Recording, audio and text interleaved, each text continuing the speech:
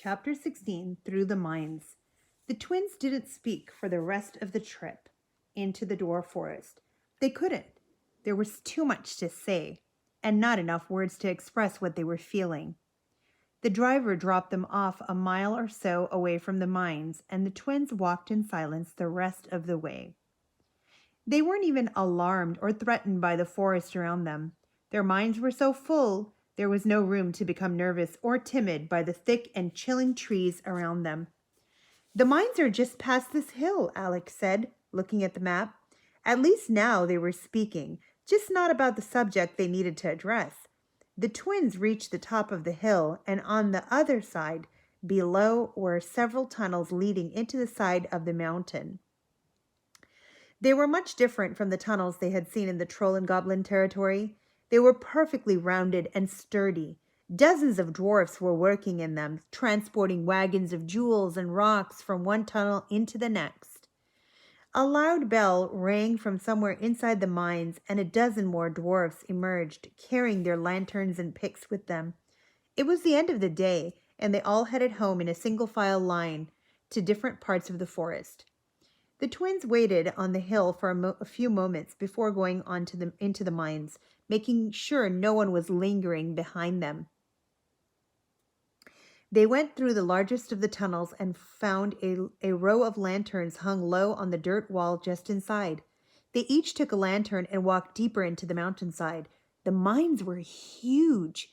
The shovels were lined up against the walls, and the floor was covered with tracks for the dwarfs' mining carts, and stretched into the mountain for miles. The twins kept walking and walking with their lanterns raised high above them, being on careful lookout for anything that might resemble a glass coffin. "Are we going to talk about this?" Alex asked her brother as they searched. "Talk about the mines?" he asked. "No. You know what I mean," Alex said. "I don't want to talk about anything but finding the coffin," Connor said. "Connor, ignoring the situation isn't going to help anything," Alex said. "Ignoring what situation?" he said, not looking her in the eye. "We saw the curvy tree. It was just another story Dad heard and told us when we were younger. Don't make this a bigger deal than it is." "That's not what this is, and you know it," Alex said, raising her voice. "Alex, stop," Connor said. "Stop denying it," she said. "Alex, don't," he said. "You've known since the minute we got here. You felt it too," Alex said. "I know you did. You may be able to lie to yourself, but you can't lie to me." "I'm not lying. You're making things up in your head that you want to be true," Connor said, trying to hide the tears forming in his eyes.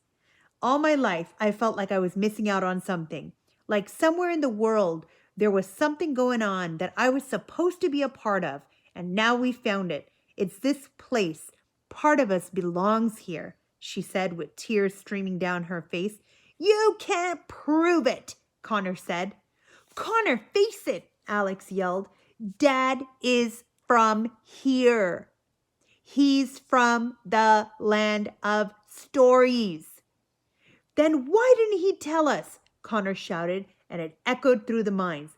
"Why did he keep it from us?" He sat on the ground and quietly sobbed into his hands. Alex sat on the ground next to her brother and cried with him. It was so much to take on, so much to digest. Maybe he felt like he couldn't, Alex said.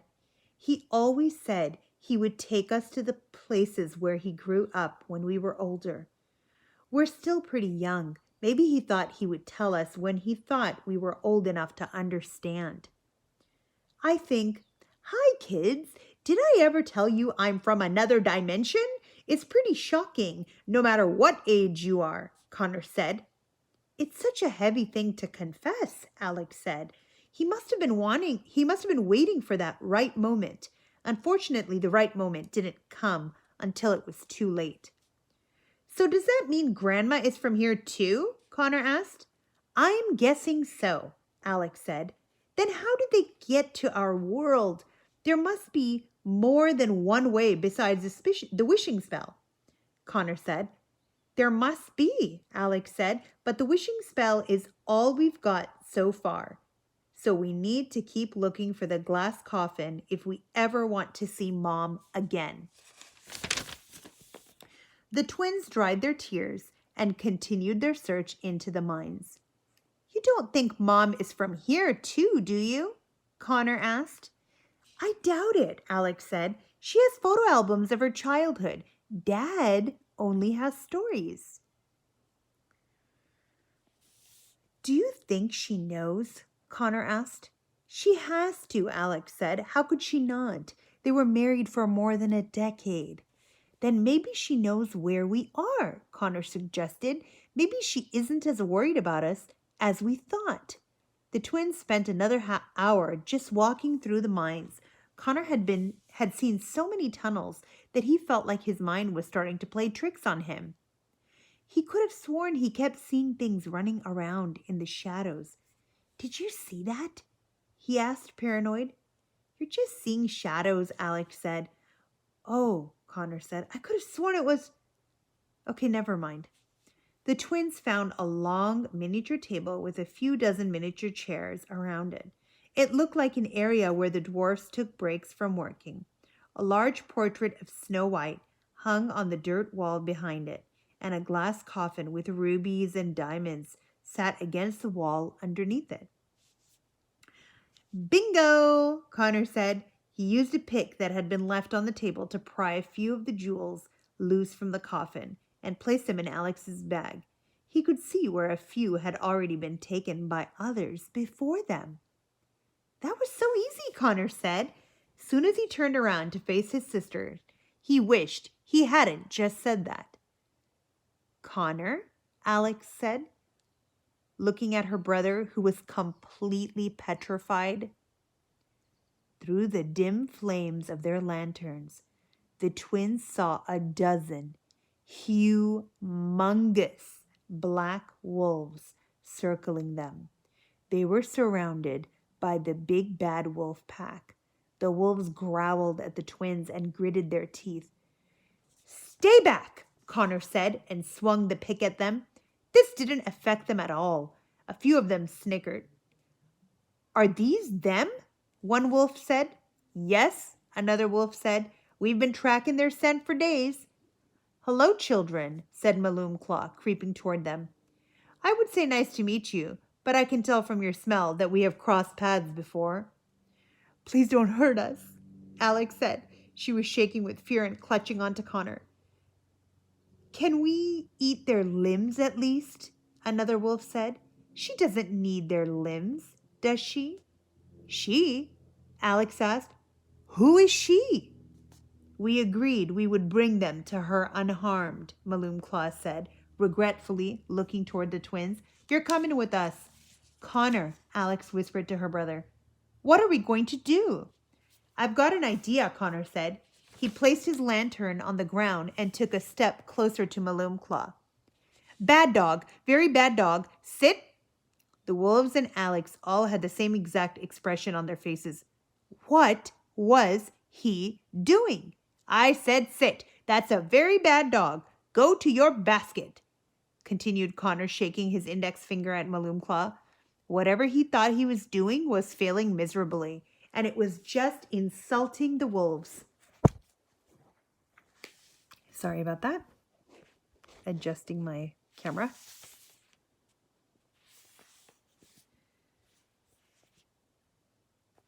I changed my mind, Maloom Claw told his pack. You can eat their limbs. Well, I'm out of ideas, Connor said, looking back at his sister. I'm not, Alex said. In one quick move, Alex kicked the lantern Connor had placed on the ground, and it soared across the tunnel and crashed into one of the wolves, setting him partially ablaze. The wolves rushed to help extinguish their friend. Alex grabbed Connor's hand, and they ran farther down the tunnel, going deeper into the mines. After them, Maloom Claw commanded, and the remaining members of the pack chased after them. The twins ran as fast as they could. They only had one lantern left, so they were practically in the dark. They could hear the wolves stampeding behind them. Their howls were unbearably loud as they echoed down the tunnel. The tunnel began to descend, making it nearly impossible for the twins to run. Jump in there, Connor said, pointing to a mine cart on a track. No way, Alex said, but Connor picked her up and plopped her inside. He jumped inside himself and pulled the brake lever, and the cart began traveling down the tunnel at rapid speed. A few of the tunnels swiped at them with their claws. The twins ducked down as far as they could in the cart, but not before one of them reached Connor and left a bloody scratch on his forearm. Alex kicked another right in the snout, and it whimpered away. Another wolf barely missed the twins with his claws, but knocked the brake lever right off the cart. The cart gained speed, and soon they were outrunning the wolves. We're doing it! We're getting away, said Connor, holding his hand over his wounded arm. I wouldn't celebrate yet. If I were you, Alex said. She pointed to a sign ahead that said, Danger, use brake lever while going down tunnel. That's not good, Connor yelled, wishing for the lever to somehow grow back on their cart. The cart began speeding faster down the tunnel as it descended at a steeper angle. They were going so fast, too fast. They could barely open their eyes with the air rushing by their faces. The track turned and dipped deeper into the mountain. The twins were afraid they were going to fly out of the cart if it didn't fly right off the track first. It was the scariest roller coaster they had ever been on. This would be so awesome if it weren't for the fear of death, Connor shouted. He was even tempted to put his hands up, but he knew it wasn't an appropriate time. The cart zoomed through the mines, showing no signs of slowing down. In a matter of seconds, the twins' greatest fear had gone from being eaten alive by wolves to crashing in a dwarf mine. The track led them through a giant cave with stalactites pointing towards stalagmites and a large pool of water at the very bottom. To the twins' horror, they passed another sign, which said, Dead End. It appeared an avalanche of rocks had fallen on the track many years before, and now the twins were speeding toward the solid wall of rock that had formed there. The twins ducked as low as they could in the mine cart, bracing themselves for the traumatic injuries they were about to receive. The cart slammed against the rocks. It violently rattled as it broke through the wall. A few rocks fell into the cart and onto the twins. Alex screamed and Connor covered his head as much as possible with his arms. Just when they thought they were surely about to die, the cart slowly came to a stop. The twins peeked around from inside the cart. They were outside, somewhere in the dwarf forest on the other side of the mountain. I cannot believe we just survived that, Connor said. They were pretty banged up, but they climbed out of the cart, not seriously injured for the most part. They didn't waste a minute questioning their luck. The twins ran from the cart into the trees. We've got to get out of here, Alex said. It won't be long before the wolves find us again. Who were they talking about? Who were they going to bring us to? Connor asked. I'm afraid to even say it. Ah! Alex screamed. They hadn't been in the forest for even a minute when they both felt brutal blows to the backs of their heads. They fell to the ground, slowly losing consciousness. Right before they passed out completely, the twins saw the faces of Bobblewort the troll and Eghorn the goblin looking down at them, each holding a club in his hand. The twins woke up with splitting headaches. They were bound together with rope in the back of a very familiar cart. Hey, Eghorn, look who's waking up, Bobblewort said. The little thieves have arisen, Eghorn said. The goblin and troll were driving the same exact cart, but it was being pulled by a different donkey. The previous one had most likely been used to death. They kept Alex's bag between them as they traveled down the road. Alex and Connor fought against the ropes, but they were tied with triple knots around their hands and feet. Where are we? Connor asked. Alex strained her neck, looking up out of the cart, but managed to recognize some familiar trees. We're back where they caught us the first time, Alex said. We must have been knocked out for an entire day. Would you like us to make it 2 days? Asked Eghorn, raising his club. This can't be happening again, Connor said. You can't enslave us again. We told the fairies about you. Oh, yes, we know, Bobblewort said. They came and gave us all very long lectures about it, Eghorn said. And they shut off all of our tunnels. Thanks to you, Bobblewort said angrily. Now we have to take the long way into our territory. Then let us go, Connor said. Not this time, Eghorn said. You stole our king's crown while in our kingdom. According to the Happily Ever After Assembly's rules, we have every right to bring you back into our kingdom and charge you for your crime. It's going to be one heck of a trial, Bobblewort said. Every troll and goblin will be there, and we've already scheduled you for beatings after the trial is over. Everyone in the territory will get a turn, Eghorn said, and he and the troll howled with laughter. Connor stayed calm about the matter. He raised his tied hands just over the side of the cart. The scratch on his arm was still healing, and he stretched so a few drops of his blood fell from his wound and onto the ground as they traveled. What are you doing? Alex asked him. I'm leaving a trail, Connor said. She didn't know what to think of this, but she trusted him. Whatever he was doing, he had a plan. A few hours later, the twins had managed to shift themselves up into a seated position. The troll and the goblin continued entertaining themselves by predicting the horrible things the twins would go through once they got back to the troll and goblin territory. Connor began seeing dark figures running between the trees in the distance like he had seen in the cave. Get ready, Connor said. They're here. Alex mentally prepared herself for whatever was about to happen. That was faster than I expected, she said. A small howl came from the trees. Eghorn and Bobblewort pulled on their donkey's reins and ordered it to stop. The cart came to a halt. Did you hear that? Eghorn asked.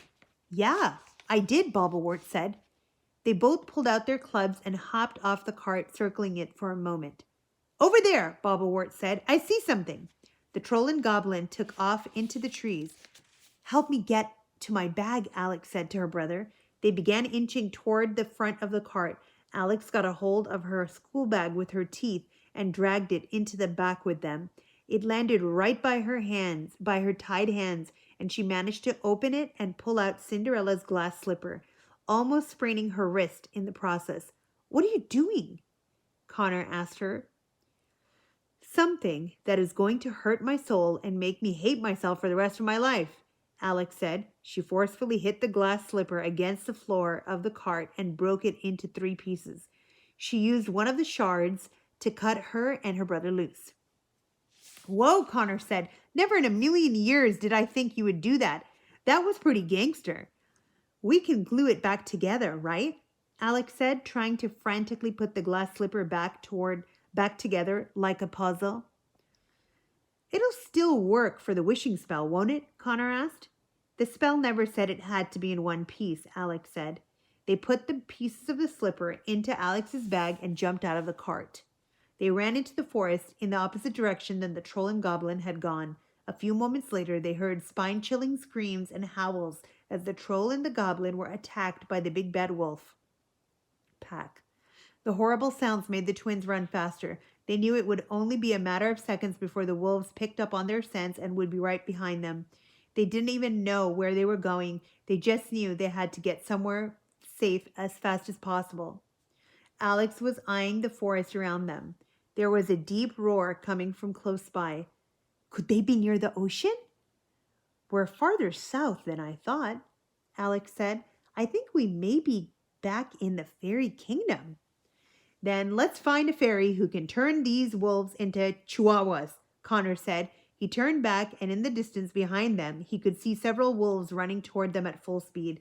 A moment later, the twins saw the wolves running slightly ahead of them, to both their right and their left, gaining ground and preparing for the attack. The twins ran through a set of thick trees and then came to a sudden and jarring stop. They were standing on the edge of a very high cliff overlooking the ocean. How'd we get to the ocean so fast? Connor yelled. Look, Alex said, it's Mermaid Bay. We're somewhere between Fairy Kingdom and the Sleeping Kingdom. Connor looked behind them. The wolves were only a few feet away from pouncing on them. No, it looks like we're somewhere between death and dying, Connor said. Alex, I'm really sorry about this. Sorry about what? Alex screamed. Connor pushed his sister and himself off of the cliff seconds before they would have been tackled by the wolves. They were falling so fast that they couldn't breathe or hear each other's screams. All they could hear was the air rushing past them. The twins plummeted into the ocean. The wolves stayed on top of the cliff for a few minutes, waiting for them to surface in the water. But they saw nothing. The twins were gone.